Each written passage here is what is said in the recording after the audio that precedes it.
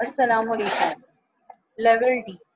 आज आप सबके लिए काशिफ उर्दू में से हम पढ़ेंगे चांद, तारा और झंडा। ये है सफ़ा नंबर 24 काशिफ उर्दू का चांद, तारा और झंडा। इसमें आज सबसे पहले बुलंदख्वानी की जाएगी। उस बुलंदख्वानी के करने के बाद आपको मशक़ी काम खुद करना होता है, इसलिए बहुत गौर से अच्छे तरीके से इसकी बुलंदख्वानी होनी चाहिए। चांद, तारा और झंडा। चांद और तारों की दोस्ती तो बहुत ही पक्की है। रात के अंधेरे में आसमान पर बहुत से तारे चमकते नजर आते हैं, कुछ छोटे, कुछ बड़े और कुछ में से तो रंग बिरंगी रोशनी निकलती है। ये जगमग जगमग करते तारे और भी हसीन लगते हैं। इनके दरमियान एक चांद नजर आता है जो कभी बारीक होता है, कभी आधा और कभी गेंद की तरह गोल। जब तारों के बीच इसको देखो तो ऐसा लगता है कि ये सब तारों का दोस्त है और सबकी देखभाल करता रहता है।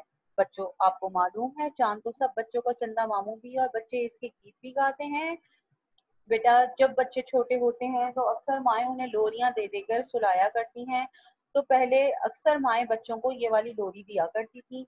चंदा मामू दूर के, बड़े पकाए बूर के, आप खाए थाली में, मुन्ने को दे प्याली में, प्याली गई टूट, मुन्ना गया रूठ, लाएंगे नई प्यालियां, बजा बजा के तालियां, मुन्ने को मनाएंगे हम, दूध जलेबी खाएंगे हम।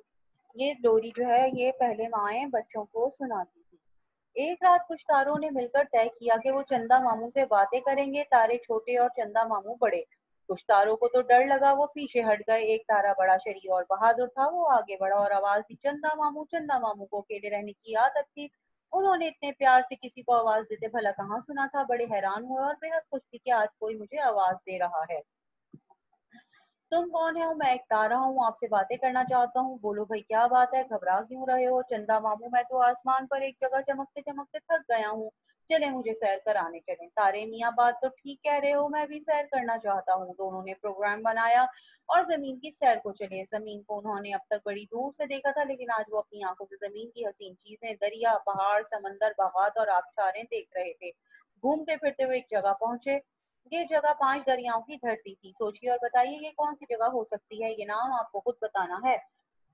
चांद तारे ने कहा, हमें तो ये जगह बहुत अच्छी लग रही है, अगर हम यहाँ कुछ देर ठहर जाएं तो बेहतर होगा। दोनों बातें करते रहे। बातें करते करते पूरी रात गुजर गई।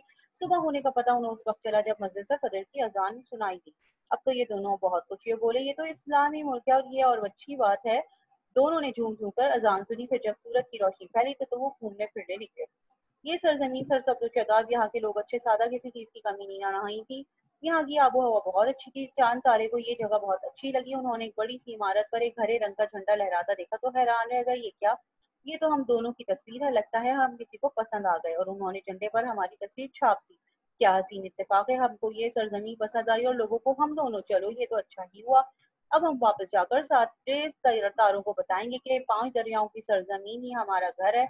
हम यहाँ आते जाते रहेंगे, यहाँ हमें सब ही कुछ मिल गया, अच्छे घर, प्यारे लोग, सरसब्ज़ शादाब जमीन और बहुत सी दूसरी नेमतें। चलें, यहाँ तक आपने पढ़ा, आपको समझ में आया कि ये आसमान पर जो चांद सितारे नजर आते हैं उनकी दोस्ती को बहुत पुराना बताया गया है। आपस की इनकी शदीद पक्की दोस्ती बताई गई है। और वो दोनों चांद और तारा जो है मिलकर वो जमीन की सैर को आए और वहां पे 5 दरियाओं की धरती जो देखी तो आपने आपसे पूछा गया है कि सोचिए और उसका नाम बताइए, तो कौन सी जगह हो सकती है? तो बेटा वो जगह है पाकिस्तान। और 5 दरिया कौन कौन से हैं? दरियाए झेलम, दरियाए चनाब, दरियाए सुतर, दरियाए रावी, दरियाए सिंध। ये 5 दरिया जो हैं ये पाकिस्तान में है। इसको पाकिस्तान की धरती भी कहा जाता है। अच्छा, आज के दिन आप लोगों की यहाँ तक खत्म हो गई रीडिंग, ठीक है। उसके बाद आज के दिन आप लोगों ने क्या काम है ये किया कि मशक़ी काम में ये सवाल नंबर 1 नए अल्फाज लिखने की मशक कीजिए। जैसे मिसाल के तौर पे यहाँ पे धरती लिखना है। अब बच्चों, धरती आपको इस लाइन पे 2 दफा धरती लिखना है। अब लिखा है आबशारें, इस लाइन पे 2 दफा आबशारें लिखना है। इमारत लिखा है इस लाइन पे 2 दफा इमारत लिखना है। अच्छा बच्चों, सबसे अहम चीज जो आपको बताना है वो मकसद ये है कि आपको जब ये लिखने को कहा जाता है कि आपको अब ये खुशखत लिखनी है। तो सबसे पहले सबसे ऊपर आज की आप डालेंगे डेट, तारीख, ठीक है, बुध,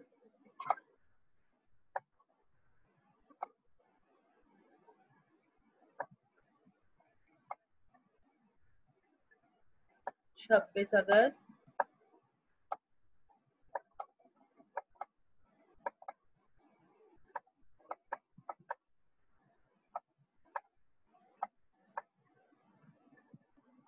2020,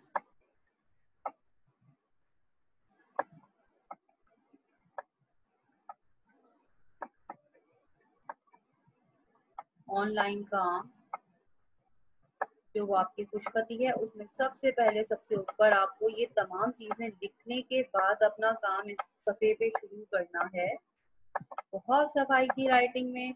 और यहाँ व्हाइट बोर्ड के ऊपर आपको शोशे नुक्ते बताने का सबसे अहम मतलब ये है कि आपको बेटा अपना काम इससे मजीद अच्छी राइटिंग का करके बहुत अच्छा खुशखत लिखते हुए अपना काम करना, ठीक है। अब मिसाल के तौर पर सबसे पहले आपका लफ्ज जो है वो लिखा हुआ है धरती। अब धरती में बेटा आप तरीके से बिल्कुल दाल इस तरह दो चश्मी हे को मिलाते हुए इस तरीके से रे, ठीक है, और ते छोटी ये ती बनाएंगे। बच्चों ना अपनी आपको लिखाई को बहुत बड़ा करना है, ना अपनी लिखाई को बहुत छोटा करना है। दोनों सूरतों में राइटिंग खराब होती है। दूसरा, जो गलती हो उसको मिटाकर दोबारा सही कर लें। उसी के ऊपर बार बार फेरने से काम बहुत गंदा लगना शुरू हो जाता है। और ये यहाँ पे आप शायरें अगर आपने लिखना है तो वो आपने इस तरह लिख दिया। गर्ज ये कि आपका आज तक का जो काम है वो ये है, ठीक है। उसके बाद जनाबे वाला आपको अपना अगला काम क्या देखना है कि इसके नीचे वाला जो आपका ये सवाल है, पूछो तो जाने 5 दरियाओं की सरजमीन का नाम लिखें। यहाँ आपको 5 दरियाओं की सरजमीन का नाम क्या लिखेंगे? 5 दरियाओं की सरजमीन का नाम पाकिस्तान है। इस सरजमीन के 5 दरियाओं के नाम लिखें। तो यहाँ पे आप दरियाओं के क्या क्या नाम लिखेंगे? दरियाए सिंध, दरियाए रावी, दरियाए सतलज, दरियाए चनाब, दरियाए झेलम, ये 5 दरियाओं के नाम आपको यहाँ लिख देने हैं। फिर चांद तारे के को 5 दरियाओं की सरजमीन क्यों अच्छी लगी? यहाँ पे इसका जवाब आप खुद देंगे कि चांद तारे को 5 दरियाओं की सरजमीन इसलिए अच्छी लगी कि वहां पर एक तो वो मुसलमान मुल्क था, दूसरा चांद तारे ने वहां पे जब ये देखा कि वहां पे उनके लोग चांद तारे को पसंद करते हुए अपने झंडे पे चांद तारा बनाकर बैठे हुए, तो उन्हें ये बात बहुत पसंद आई कि जिस तरह हमें ये सरजमीन पसंद आई है उस तरह उन्हें भी चांद तारा पसंद है, इसलिए अपने झंडे पे इन्होंने चांद तारा बनाया हुआ है। अच्छा, चांद की जो शक्ल झंडे पर है उसको क्या कहते हैं? उसको चांद तारा कहते हैं। ये आप लोगों का आज तक का यहाँ का ये काम था, ठीक है। इसको अब आप लोग यहाँ तक मुकम्मल तौर पर तरीके से कर